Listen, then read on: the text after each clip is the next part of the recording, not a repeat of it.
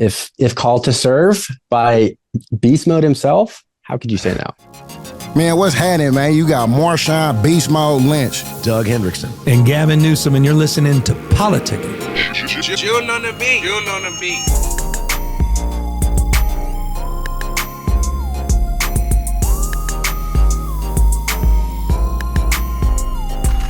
Marshawn has a hit trailer of a new movie coming out now that's the talk of the world. Trailers get to be hits? It's the talk of the world, this new movie. Leave it up to Doug. Man, I notice you're a shitty shot, buddy. You can't even take the guy out. You know how to use a gun? The hell's going on, Marshawn? Yeah, I'm gonna tell you, man. They trying to ban the guns in the States right now, so I ain't been able to get my practice up, man. You know what I mean? And that little motherfucker was fast as shit. Keyquan, he fast as shit. Who's that actor? Who is he? He's a great actor. He's a lot of fun. Yeah. Keyquan, he's like 54 years old, and this little bitty ass was doing all his own stunts and shit. And I'm like, God damn. I just hope to be moving like that at 50. And he did all his stunt. Like, he get up, he do all his own stunts. Like, when we was practicing and shit, doing that, like, you know, when I was grabbing him and throwing him, he like, no, actually, like, really grab me. And like, if you could just hit me a little bit just so I can feel it, so I can react. And I'm like, I don't know about really hitting you, bro. Can we just do a really good job at acting like it? Cause you hella small. Like, no, I can take it. Just try it. And so I hit his ass one time and he was like, hey, you know, Marshawn, I was thinking like, maybe we should not do that. And you should probably just, you know, we should just fake it really good. And I'm like, yeah, I think so. Well, all I know, Gavin, is that you and I are going to be with Marshawn at the man's Chinese Theater in Hollywood for the premiere. The red carpet? The red carpet. And the last time I was there, when I did Angels in the Outfit, I got invited to the premiere. Oh, my God. And I had 7 lines. Look at this guy. I had 7 lines in the movie. What the fuck, my boy? So I go to the true story. I go to the premiere. During the movie, I keep saying, like, my scene's about to come up. And they cut all my lines. So at the end of the movie, I go to Irby Smith, real famous Disney director. And I go, Irby, you're killing me. I bring my buddy. I go to the premiere. And I said, where are my lines? And he said, Doug, welcome to Hollywood. We had to cut them all out. I was an extra in Sister Act. And I think I got cut. Though I claim that my hand may have been in it. So if there's a mysterious hand walking by, that was mine. Was you singing? Yeah. What are you kidding? I rushed to the theaters to see me. And I wasn't in it. I'm like, what the hell is this? 2 days on the set as an extra. It was a big moment for me, man. I felt kind of cool.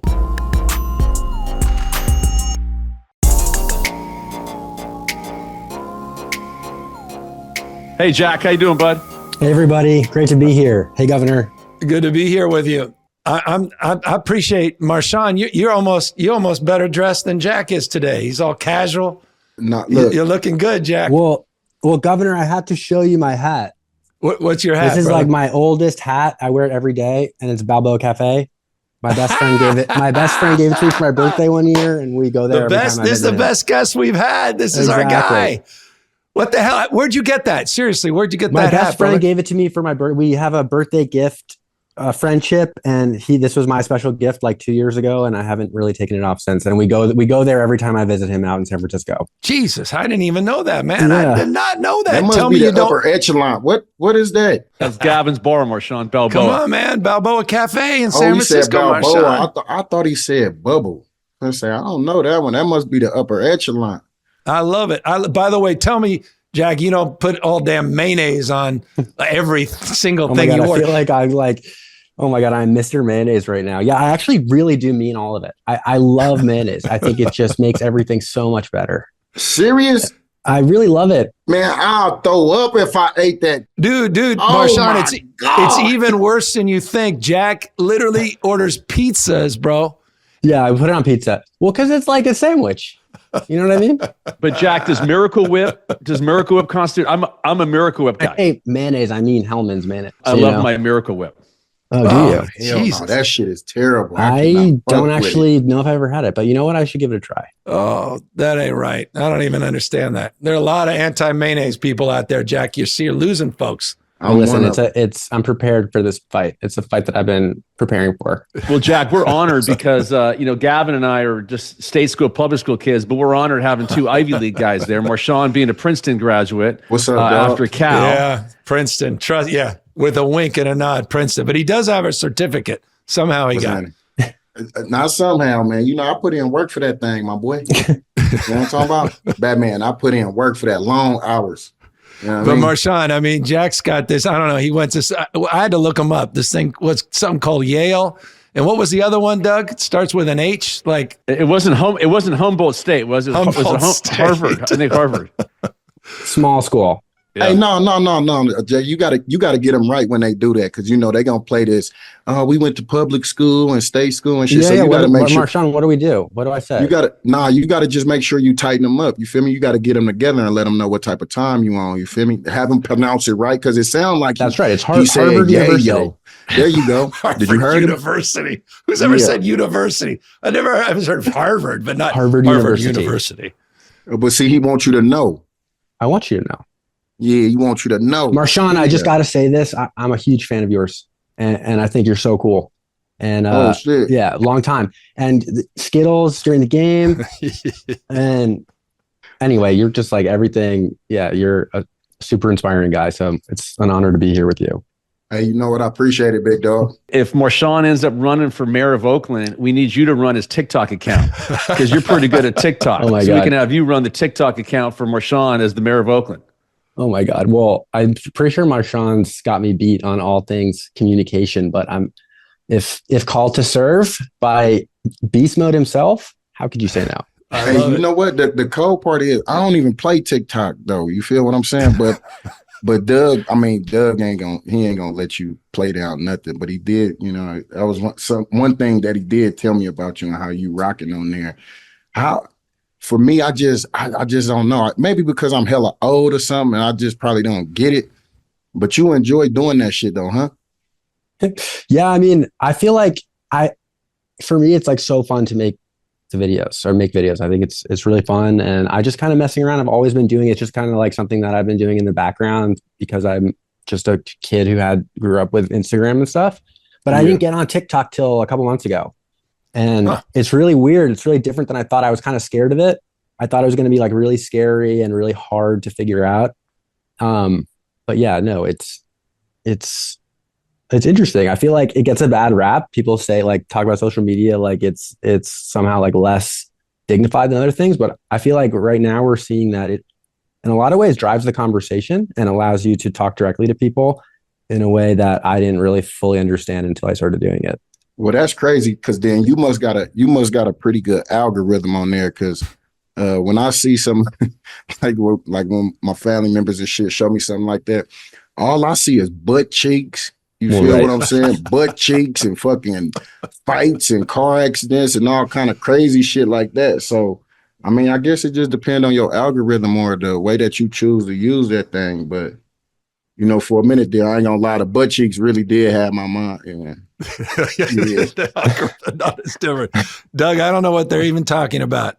Well, actually, Jack, speaking of TikTok, what's pretty cool is that you call out JD Vance all the time, who, by the way, I think is kind of bizarre and crazy too. But the cool thing is you call him out, and in return, Gavin gets called out by Trump every day, called new scum. But you're doing it in a cool way where it's like you're just telling him, hey, listen, here are the facts. Give me some answers. Gavin gets called out by Trump every day, new scum, all da-da-da. And it's kind of interesting, your TikTok stuff on JD, and Gavin can allude on his Trump stuff. But Jack, it does beg a question, man. You're not shy about any of this. And I appreciate your willingness to put yourself out. You can contrast that to some of our major national newspapers that didn't even want to make a decision in their editorial boards about which direction to go in November. You've made it pretty clear about who you're supporting, what you're about. But it does come on. We were joking about the mayonnaise, but there's got to be there's obvious, not just the risk, there's a reality of backlash and a lot of hate. And I imagine that's a big part of it as well, no? Yeah, I feel like, coming from you, that's such a compliment. I feel like if I can think of one person who has stood out in the last 4 years, longer than that, but really especially the last 4 years of just like being someone to deliver the positive, clear, strong message that I want to hear as a Democrat. You have been doing that, as well, if not better than anybody. And I told Batman go run for fucking president. Well, yeah, it's like you've gone out on a limb yourself. I mean, you're saying that I'm, whatever, risking something, but you do it every day too. And I feel like so that's a huge compliment coming from you. But yeah, I mean, I don't know, Marshawn, I could tell like the haters or whatever, they help you out. It's crazy that you say that, because right before you came on, we was talking about the haters that might have something to say about LeBron and shit. And we had a simple little 2 words for you. Fuck you. I mean, that shit is simple, but it goes a long way. A long way. You should try it. You should give it a try, like right now, like, fuck you. Wait, Marshawn, can I ask you a question? What's up, Cass? How do you I feel like something I've noticed is that maybe I started off funny, but the more time I spend around people who are in politics, the less funny I become. But I feel like you've managed to maintain like a hilarious attitude and focus, obviously. Like, how do you stay in the pocket like that and not get your brain warped by everybody around you? I think it's probably more so just like I'm not of this world. I'm like in it. So I don't really got no problem with the way that people judge me, or if they got something to say about me, especially if they don't know me. So that shit has been something that I've been able to take, and I've been able to like really hone on to. And I really ain't got no shame. Like, I sit here with the governor of California, week in and week out. And I don't feel I need to be a particular type of way because of his title. I just look at him as shit. This is dog that come to my foundation events or come out to my camp where I go and pop up like, shit, what's happening with you, my boy? So I don't feel no pressure to be somebody that I'm not. And I think that's what really, helped me, or definitely is me. Like I'm just me.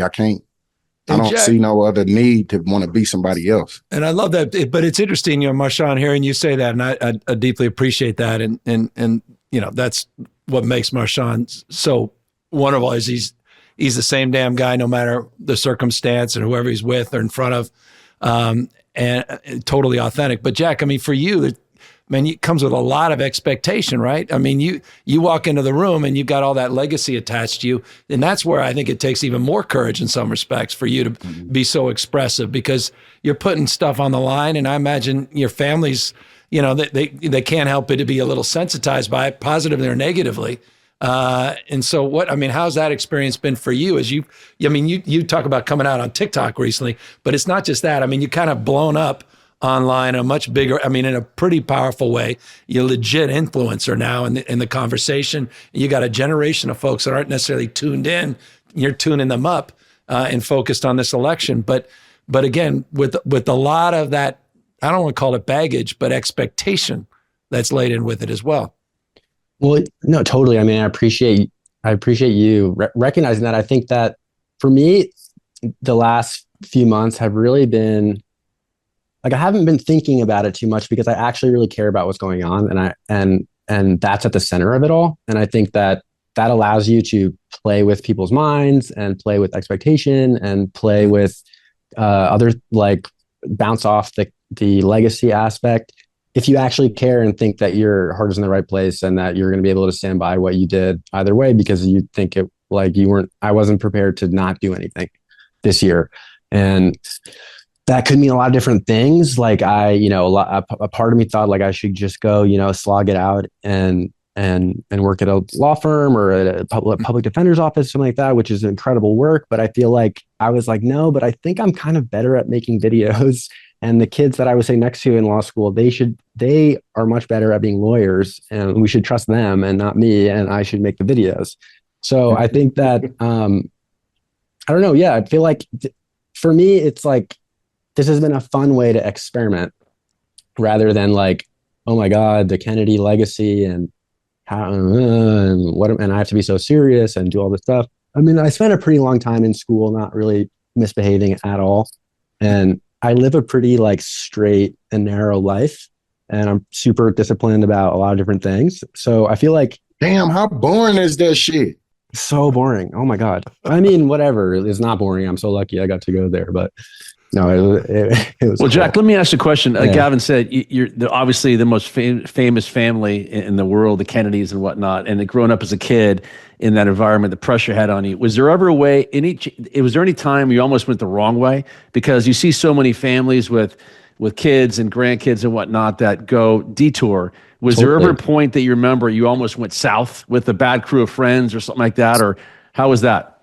For me, it was never like bad crew of friends. It was more like just like putting too much on myself. I had a really bad, one thing that like I would say is like I had a really bad injury for a while, and I had to like have, you know, Marshawn probably knows all about this, but I couldn't really walk for like a number of years. And I think that that was like a major personality forming experience that I think allowed me to develop some resilience. I take my grandfather's legacy really seriously, and something that I've been like working to with the JFK Library since I was like 17 or 18 years old.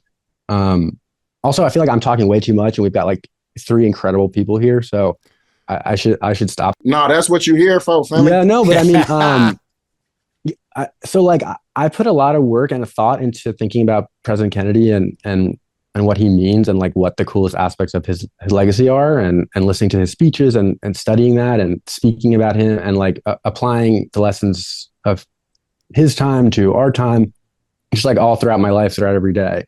And I think that that's like kept me pretty straight and narrow. But I would say that after I released some of the videos first time around, I was like, I don't know, like a couple days went by and nobody said anything. And I was like, oh, ouch.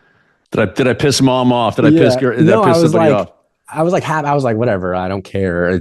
That's good if nobody says anything, like, you know, but anyway, I think that I was happy with the reaction in the long term. But it's interesting. I mean, because your videos are late, and I mean, it's interesting. You use humor primarily as sort of I mean, that's how you sort of bring people in to the conversation. I mean, obviously that had to be a big part of, I mean, have you always been that guy? Yeah, well, totally. I think totally like a clown forever, and love making people laugh and love doing impressions and stuff like that. But I definitely have my serious side too. And I like to have both. I think that's like what I find really fun, is to be like able to freak people out because they're expecting me to do something like weird, and I'm just like a serious, normal person, and they're like, huh, he's so nice. And I'm like, yeah, well, I'm not going to do that I'm not going to go crazy right now. But yeah, I think humor, I feel like you probably get this. I mean, you've been in politics a long time. It's like, you got to break through, and you can do that in a number of ways. You can be like vulgar, and you can attack people, and you can be like, you can do things that other people do, or you can like try to have a hopeful spin. And I think humor is a great way to do that. And it's really all I've got.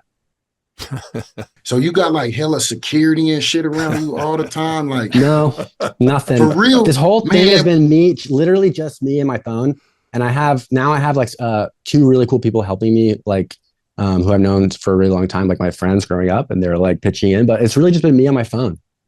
Man, cause it's crazy, right? So when they release like the press was like, oh yeah, Marshawn, Gavin, and Doug, they doing this podcast shit. I had this dude come up to me when I was in the airport going to go do our first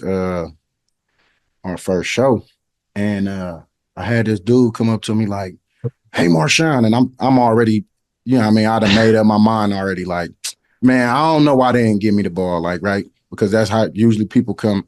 And he like, you fucking scumbag. And I'm like, what the fuck? I mean, what the fuck wrong with you, bro?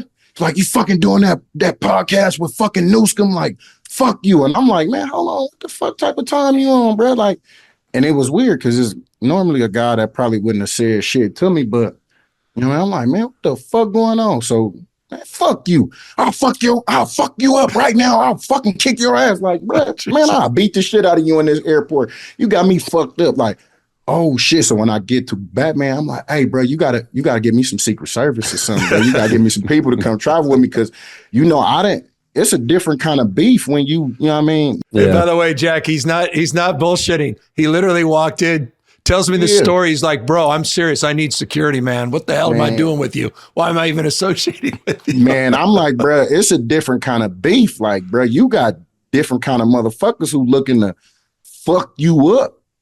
And now they can't get to you, but they could get to me. Like, you got to get me some Secret Service or something. So I'm like, man, with you being, who you are, I'm thinking like, damn, bro, probably got like 18 security guards somewhere in the back or to the side or something. Oh my God, you'd be so surprised at how much of a chaotic mess my life is.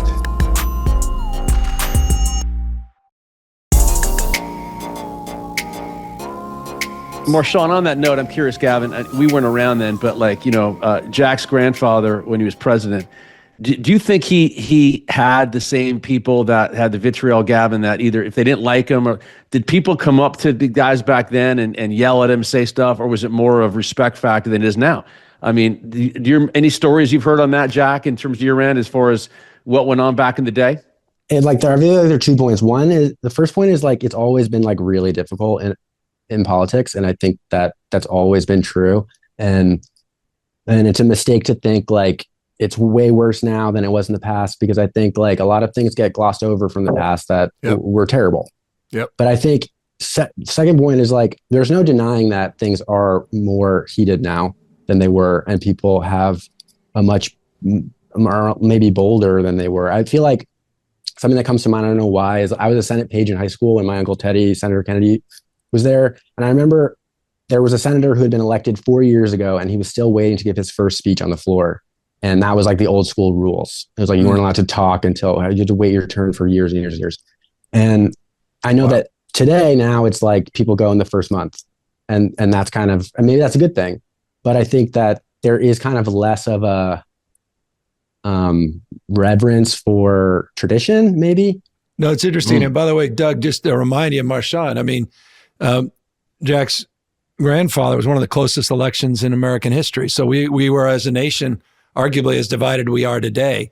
And it was interesting as well. It also was marked, infamously, by the impact that media had at the time to elevate a candidate, or at least perceived to have elevated a candidate. And of course, now the changing media environment, Jack, is obviously also playing into this, where you don't even no one even cares about giving an eloquent speech on the floor, because they can go on one of the cable networks and express their grievance and get a bunch of viral hits online. Totally. I really do think about this stuff all the time. What concerns me the most about what I see on the internet, and why I really felt like I needed to post, and why I started posting more, was, I realized that the only way to combat disinformation is like not maybe through government regulation, but through posting your own ideas and thoughts, and flooding the space with what you think is right. And because otherwise it's just, there's a limited number of time, a limited number of eyeballs, and people are just going to be watching. And if Trump's on there all the time, then like exposure effect over time, that works. And so I think, but then again, it's also like a dangerous path. You're like, well, now I'm just going to post everything, and that's not a healthy mental space to be in either. So I feel like I see a lot of promise with what's going on right now. I feel like young people are like coming up with their own ideas, and I mean, maybe you've done this, Governor, of like filming content with an influencer who's like kind of obscure, but like has a really loyal following, and then that's a really good use of your time. And I think things are kind of decentralizing in what I think is going to be a good pattern. But I'm curious, like how much since you got elected governor, how much it's changed, like in terms of like this year you're making tons of videos, but when you first got elected, that was like not a thing. No, well, I've just watched, since my time as lieutenant governor, I'd say there's trend lines now. A headline, you see a significant contraction of traditional media. I just see it in the number of people that show up at a press conference in Sacramento. I go back to the Schwarzenegger days, which were crazy. You look at some of those press conferences, you look at photos, and it seemed in some cases, he had over 100 media outlets at certain times. Of course, he was an international celebrity in every way. He's not comparable to most, but back in the day, sort of the Reagan days in California, but even more contemporary days, going back to Duke Majan Wilson, some of the previous governors, you look at the press corps and you see it hollowed out, smaller and smaller number of people. but really that accelerant, I think, went through COVID. And then you really started to realize that we were, that we had to sort of fight in that social space. Because back to Marshawn's point about the algorithms, feels like we were living in two different worlds. Totally. And I really started to see things sort of pull away in terms of truth and trust. And we weren't having the same conversation. We always were struggling to have the same Walter Cronkite type discussion. But boy, I think that accelerant during COVID, and that, is the emergence of TikTok, obviously a maturation of Instagram and social media more broadly dispersed generationally, like Facebook as platforms and others, and obviously X, previously Twitter. But now, man, it's if you're not in this space fighting for eyeballs and attention, then you're not effectively communicating. I think it's one of the reasons we're all doing this podcast, is just trying to find different angles, a way of communicating to real people and not having that filter or being in a filter bubble, as it were. No, it's funny, Gavin, and you guys, and going back to Marshawn, the Super Bowl, I'm just here so we won't get fined, Jack. Remember that? Exactly. I mean, that broke the internet back then. And unapologetically, Marshawn's always been real. Gavin's always been real and didn't give a shit. And you're the same way right now. You could take the high road and be kind of low key and safe, but you're not. We appreciate that because, coming from where you came from and you being outspoken and your beliefs is really fucking cool. Thank you. I mean, I really appreciate that. I feel like, I've got a lot to say. I feel like this is like a huge moment, and it's easy to get lost in the minutia, whatever, but it's like, could not be more important and could not be more clear. And I think something that I've learned or didn't see really coming in the last year is the gender gap that we're seeing in terms of Democrats losing support among young men. And seeing as Governor, you are peak masculine energy, Marshawn, same. That's right, Marshawn. Alphas. Like, how do we, and Doug, of course, you and me are both the traditional male alpha. It's undeniable. Absolutely. We're all thinking it. But I'm wondering, like, how do we break through to guy? How do you talk to young men? I mean, Governor, have you had any success? No, Jack, I was going to ask you that question, man. We talk about this sort of bro culture online, and it's a big part of this election. And, and you talk about that gender gap. It's next level in both directions, right? Kamala running away in a post-Dobbs world, particularly around reproductive freedom, but also just more broadly on women's rights. And obviously Trump is just sort of dominating in that Dana White space, that sort of Joe Roganification of our politics. And, Joe's pretty moderate compared to some of these other folks out there. But I mean, I'm curious to you. What's your feedback in that space? I mean, how are you trying to sort of try to address some of that? Well, I think that a huge reason for any success that I've had has been because I am one of the only like young male liberal voices on the internet. And that was like a hole that I saw and was just frustrated by myself, because like I like all the characters on the conservative side as characters. Like, I like to look at their Instagram videos. I think they're so hilarious and entertaining, and I get a kick out of it, and I want to know what they're saying, and I want to know what's going on there, because I find it just interesting and they're effective. I just think it's like, this may sound reductive and dumb, but I think if Democrats could do better on talking about the economy, then they would probably also do better with young men. And I think that a lot of the social media stuff that I see online, it's like a convergence between like, working out / ice bath and crypto and like other hacks. And it's kind of all about like performance and optimization, which is like a great thing. Well, Gavin, Marshawn's a younger culture. He can tell you from his aspect, because I don't, like I said, I mean, to me, you almost have to really have the talking points. And I don't know, Trump does it geniusly, of course, in terms of, what he says, people buy in. But Marshawn, in your point of view. I think it's just more so because like, it's almost like when he speaks, it's like Trump speak to the people. You have a lot of situations where it's almost like, now when you look at it, like being a masculine man, like that's a bad thing with all of the shit that's going on. Like, oh, you need to be talking about your emotions and your feelings, getting in touch with this and getting in touch with that. And then if you say a certain thing about, certain group of people, motherfuckers look at you like, oh, fuck him, he's not right, and why did he say that? And then you got the council culture, and then you got individuals who, see the change in the world, and it's like, okay, from a man, like, okay, this is what the women is, this is what they accept, and this is what they like, this is what they saying. Then as a man, you're going to play into that because you're going to want the woman. So therefore, it'll start to decline. And then you get more individuals who, fall in line with what's the politically correct way to be as a man. And if you, you stand up and you stand on what the fuck you feel, then, oh no, fuck you.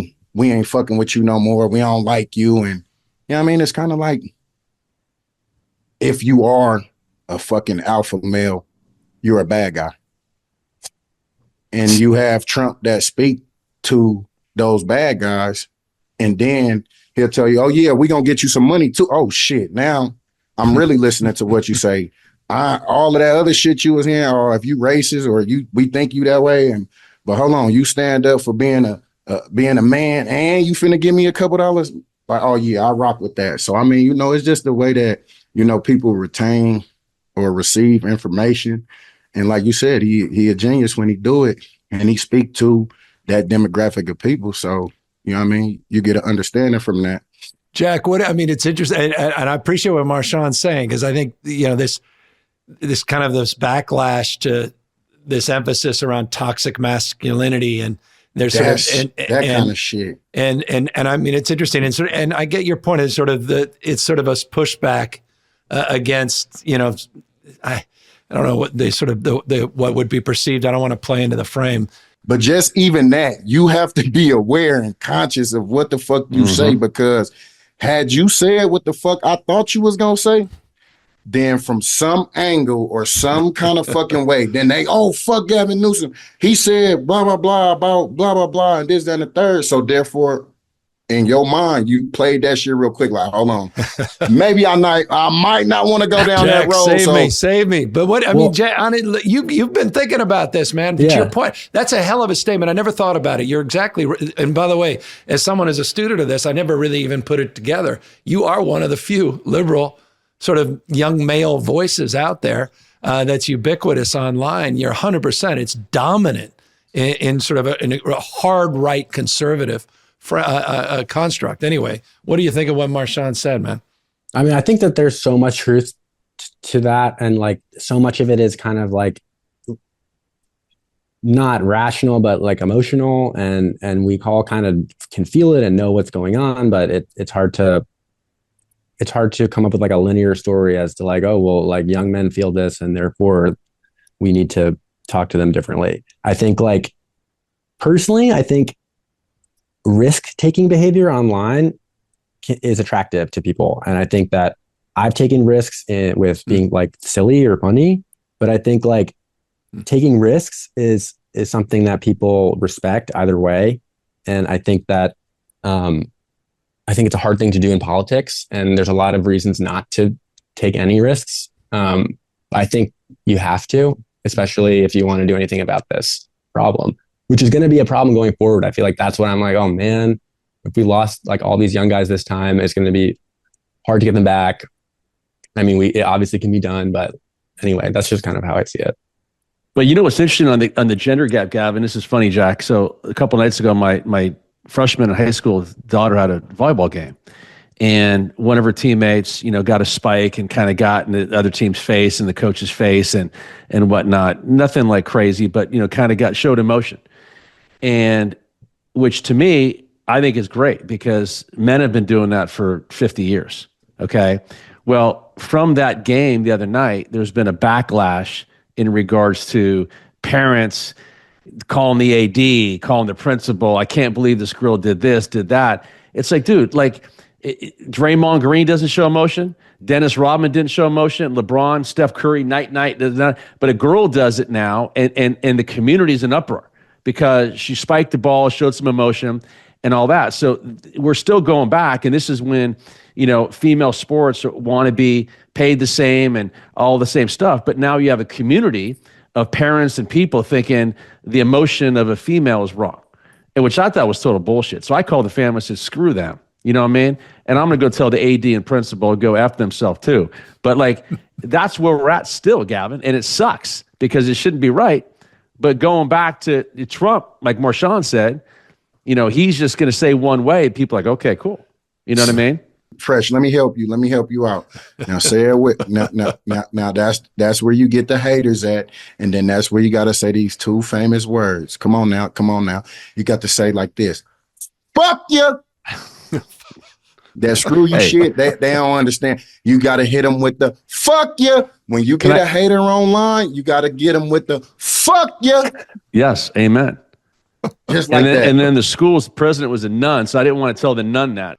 No, you're not going to tell a nun that. And those nuns scare the heck. I mean, that's I got some PTS from Madame Berger back in the day. That's another conversation. By the way, just hey, it's without getting too far off what we were just discussing, which I think is I think if there's one thing after this election that could be determinative, meaning in terms of the outcome of the election, and move the needle even in a marginal way, but enough to actually tip the balance in the direction of Trump, it may be in this space. So I think it will be one of the most analyzed and considered conversations. So I don't want to shortchange it. But at the same time, man, Jack, I'm curious because I appreciate your sort of reverence to public service. You speak to public service. I think what you're doing is a public service by willing to use your voice, use your platform, and engage in an authentic way, in an inviting way, as you say, taking risks, which I totally appreciate, and not playing by the traditional rules in that respect. But it begs the question, man, especially, it's an impossible question for you to avoid because you get it all the time. And I'm personally curious. I mean, with all the toxicity that is politics, one thing, public service, but sort of putting yourself out there more formally in the role as candidate. I mean, is that something you aspire to or something you're deeply, it's just like the last thing you want to get involved with? I feel like I don't want to like give a bullshit answer but this isn't a bullshit answer because I like actually don't plan. I try not to plan too far ahead because I think that always gets me like messed up into in my own head.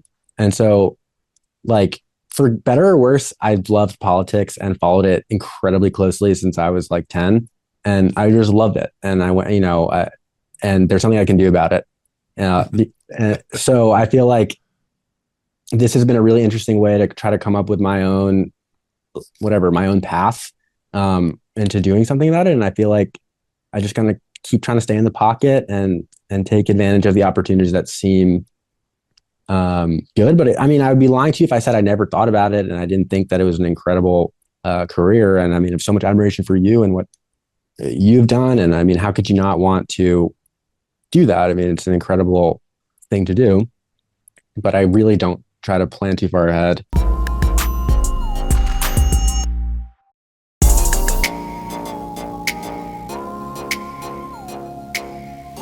Well, Jack, you're a rock star and you should plan ahead because you got a huge future. No, you say you've been following politics since you was 10 years old. Oh yeah. I just love it. It's so fun. Bro, that's crazy because, when you start, thinking about it from a standpoint, like, I'm pretty sure this is something that's in the household, like you've been, getting, taught this from a very early age, like in my community and with my background, that's not something like that we hold court in the house. So when you think about it and then, you get put in this position and now it's like, oh shit, I'm on here with the governor. Like we're going to be talking about politics and all this kind of shit. And just to think like how far behind I am on A-ball with it comes to this type of shit. And then we get somebody on here, probably younger than me and shit. And you start talking about like, yeah, you've been in this since like 10 years old type shit. Like that's fucking crazy to me. Like to think like, while I was 10 years old and I'm trying to, flip up the couch to see if I could, get a quarter so I could go outside and go buy a 25-cent icy from the lady upstairs. You actually, I was doing a lot of things that not that weren't politics also. So I messed around a lot, but yeah, I don't know. I feel like, didn't your family play football? Am I wrong? Like people in your family? Yeah, one of my uncles did, but I mean, Yeah. when you in that space, I mean, it's not like, I mean, he, go over to, wherever he's playing at. So it's not like Yeah. he's actually in the Right. household with me to give me ism on what's going on. And at the time, like when you in that space, like, I mean, and it's your livelihood, like you kind of like in this, like, what we call it right now, we call it like Disneyland. You're in this Disneyland fairy tale to where when you in the league, it's like, this is law to me. And then what's going on back at home, like, oh, when I get the off season and I'm not traveling with my family and this, then I go home and it's more so like, oh, it's a celebration because, Unc home, like, oh yeah, I mean, we only got so much time with him. It ain't like we really just get to, hey, so what is it like this? And we really get to holler at him and figure out like what that actually looks like. So damn, that shit is just like, I mean, it'd be mind blowing to me when you talk to people and it's like, the issues and the shit that's going on now. And then you find out like, oh, well, you grew up like this. You've been in this shit. This been something that you've been talking about. And then it's like, somebody like me who, it really didn't make a difference to me until, I started, playing in the league. And then I'm getting hit with all these fucking taxes and I mean, all this extra shit that I had no fucking idea about. And then FICA and all these motherfuckers I see on my goddamn check. And I'm like, who the fuck is FICA? Like, who the fuck is that? Why is this getting so much money of mine? And I did not see this motherfucker shooting in the gym. Like, who the fuck is this? And they taking, you feel me though? They getting guala. It's fascinating in the backgrounds, Jack. I mean, what he's saying compared to you grew up, I mean, it's crazy. You're right. And Marshawn is real. Yeah, but the irony is, Jack, he's bullshit. This is the guy who's preparing to run for mayor of Oakland, Jack. You opened the door to your political career. This guy is out there. I'm on to you, Marshawn. I'm on to you, brother. But look at the gap in there though. Like shit, there is a gap. I was 20.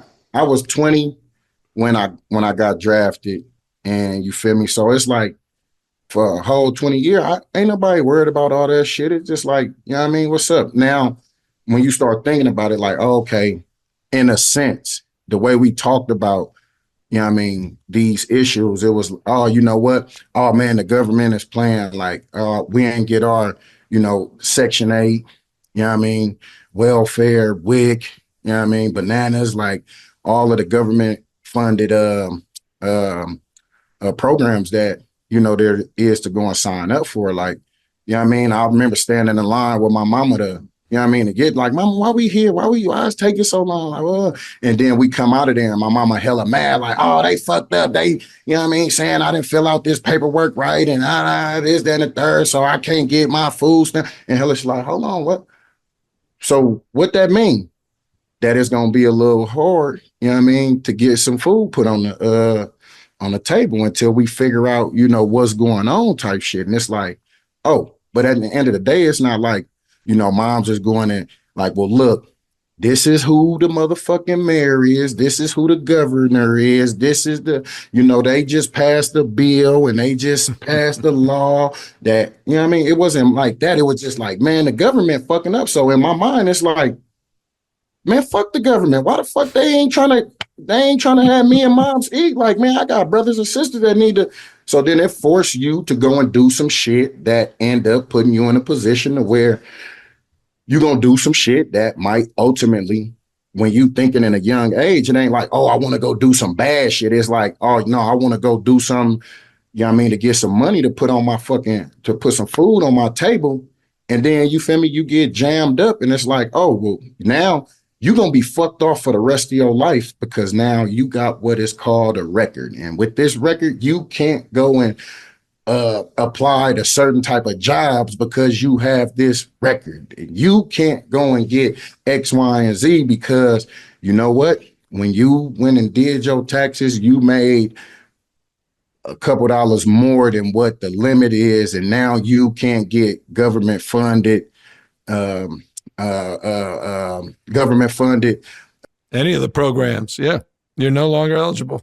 So what the fuck am I going to do right now? But it doesn't come to us as like, oh, okay, yeah, this is why you going, this is why you going vote. This is why you looking to, you know what I mean, who is going to be representing your city. This is your state. You know what I mean? The motherfucker who running the goddamn whole US and all this shit. And then, you know what I mean? When you start thinking about it, it's like, fuck. You know what I love about Marshawn, what I love about what Jack's doing in particular, he's taking all those things and instead of putting in a negative frame, he's reminding everybody all these things do matter. I mean, he's focused on issues around gun safety, climate, where Jack's next level in terms of his support of addressing the issues of climate change, things that impact this next generation, but also giving them a pathway to positively engage and feel like they have a voice in the process. And that's, I think, one of the most significant contributions that Jack has made to this generation that does feel like, I think you express your generation feels kind of locked out of that, doesn't feel represented. And so I just think it's one of the things that makes Jack's work so special. By the way, just on that, Jack, I mean, you decided as well just to amplify that a little bit. And Marshawn, I don't know if you know that, just interesting. Jack partnered with Vogue magazine, which is just interesting. And you're like, what are you, a spokesperson for Vogue now? I'm their first ever political contributor. Was that your idea, their idea? And why Vogue versus, Maxim or something? Well, Vogue has a great reputation. And I think that why I was excited was because honestly, not only are they like great and do a great job and are great people, the people I work with, who I can't say enough great things about, but also they have like a huge social media. They have like 50 million followers on their Instagram, for example. And I was like, okay, well, this is like, I got to limit my focus. Like I am doing like social media videos about politics. Cannot be a better fit. And because it's not so DC politics, like heavy, there's like a little bit more creativity to do interesting things, I think. But I just also want to say that I think, Marshawn, you deserve a lot of credit, because a lot of people who have public profiles do not say anything or do anything or take any risks at all. And I think it's awesome that you are involved, civically minded person. And I think that you're such a good example to so many people that politics is open to people who we admire for other reasons as well. So I just wanted to. Jack, I had a question for you. I literally, and thank you for saying that to Marshawn, because Marshawn's always been, there's no one realer than him. I've idolized your uncle. Literally, I grew up idolizing JFK Jr. Let me ask you a question. If that accident didn't happen, do you think he would have been president, two-term president? Where do you think he'd be today? Oh my God. Looking back, I mean, he was fascinating to me, his life and what he did and who he was. And it was unbelievable. And this is pre-social media and whatnot. But where do you look back and see where he would be today if he was still alive? I mean, so like he was like I was 5 or 6 when he died. So I didn't know him. I will say this, like he was clearly so far ahead of his time in terms of creating George Magazine and blending politics and media and fashion and humor. And I feel like somehow I like stumbled into something on my own that maybe resembles what he was like, had his finger on. But I think he like had such a knack and a feel for politics and media, especially. And I only know that just from the clips I've seen of him. I feel so lucky because it's like you were saying, like I grew up, loving politics, but it wasn't like we sat around and talked about it at the dinner table. It was like, I have like my grandparents and my uncles, there's like volumes of books and recorded speeches that I got to learn from about them like everybody else can. And I think that was a really cool way for me to interact with my family. John's included in that, and just kind of trying to understand them as we all do, and try to draw whatever lessons we can from them now. But I don't know. I feel really lucky that way because there's like a massive public record of my whole family so I never forget anything. Jack, what I love about your family is it goes back to what Marshawn was just saying and expressing his own lived experience in relationship to politics and what it didn't mean until it mattered. And then you're kicking, you're kicking and screaming because you're pissed off the government's not necessarily representing your interests. But I love one thing that in Marshawn, I think this is sort of interesting to have Jack with us. Everything that Jack's grandfather, his brother Bobby, were about addressing exactly what you just described in your lived condition, man.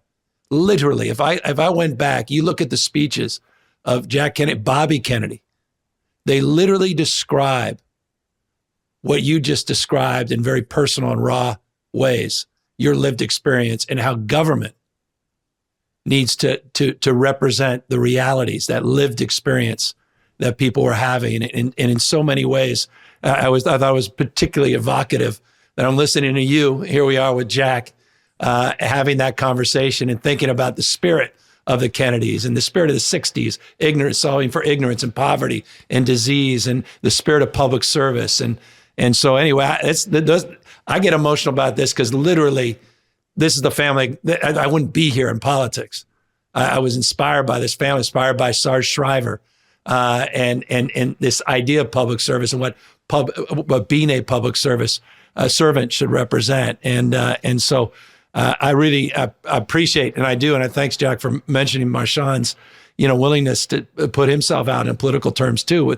I don't know how serious we're trying to figure out. Maybe Jack, you can ask him how serious he is about this damn mayor's race. So that's what I was just finna get to. So what does it sound like to me, you feel me, in my interpretation, and what you just said was, I'm going to make a hell of a mayor, my boy. That's what it sounded like to me. That's what I heard you say. I heard you say, hey, Marshawn, bro, hey, check this out, little nigga. You going to be a saucy-ass mayor, bro. So just get ready for when that motherfucking time come. Oh, man, I think you just answered the question, Jack. Jesus, this guy's running. Shit. I wouldn't want to run against you, Marshawn. Nobody would. Nobody would, Jack. You're right. No, I'm just saying because, man, and this is where my, you just said my ignorance and all of that shit gonna kick in. But I just feel like, I got somebody who's done it, who's at the top of their game, and they really got a stronghold on it, you feel me? And then, I get to talk to them on a day-to-day basis, week to week, and it's not just some made up shit. Like, me and Batman, we had these conversations before we even had this. This is how this shit even came to, came to life. Like, this wasn't my idea. Like, this motherfucker called me where I was at. It was 2 a.m. You feel me? And I'm like, man, get your ass off my phone. Like, bro, quit playing with me. Hung up on him. He called me back. Like, nah, bro, you don't hear what I'm talking about? Like, oh, you serious? Like, who gave you the green light to do this? You know what type of I am, bro. You feel me? No, we gonna do it. So I got somebody in my corner that, you feel me though? Hey, I got a better one, really Marshawn. Here's the deal, Jack. Here's the deal, Jack. You're going to take that Balboa hat. You're going to fly out west. You're going to come to Balboa Cafe with me, Marshawn, and Gavin, and we're going to sit down and talk. Yes. And we're going to whiteboard some things, Jack. We're going to whiteboard Jack's political career because he didn't say no, Doug. I didn't hear that son of a bitch say no.